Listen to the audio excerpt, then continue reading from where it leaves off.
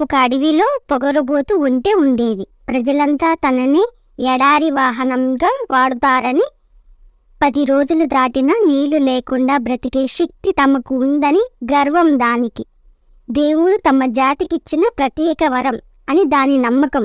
అందుకే మిగతా చిన్న జంతువులంటే చిన్న చూపు దానికి. అదొక రోజు చెట్టు కొమ్మలు చిగుర్లు కొరికి తింటుండగా మేకపిల్ల ఒకటి అక్కడికి వచ్చింది. ఒంటి మామ, నేను ప్రమాదంలో ఉన్నాను, కాపాడవా అని అడిగింది.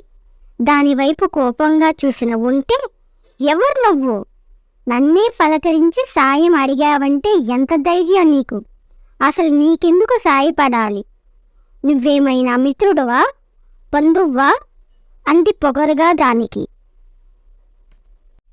మేకపిల్ల, అదేంటి మామ అలా అనేస్తావా? నేను చిన్నదాన్ని, అమ్మ నుండి తప్పిపోయి ప్రమాదంలో పడ్డాను. నువ్వేమో పెద్దగా ఉన్నావు, నీకు బోళ్ళు బలముంది, అందుకే అడిగాను. ఆ మాత్రం దానికి నూరుంటే సరిపోతుంది, కానీ ధైర్యం ఎందుకు అని తిరిగి అడిగింది.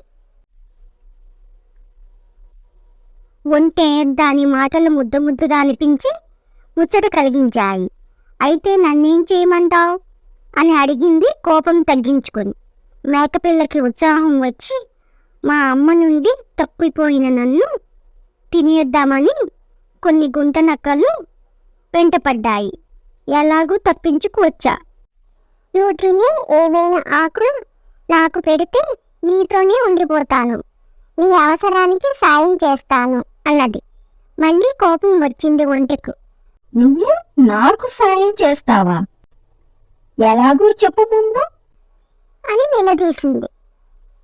మేకపిల్ల చలాకీగా నవ్వుతూ, మాట వరుసకన్నాను మామ, అలా నిలదీస్తే చెప్పలేను గాని పరిగెత్తి అలసిపోయా, ఆకలేస్తుంది అని 2 కొమ్మలిటి మామ అని బ్రతిలాడింది.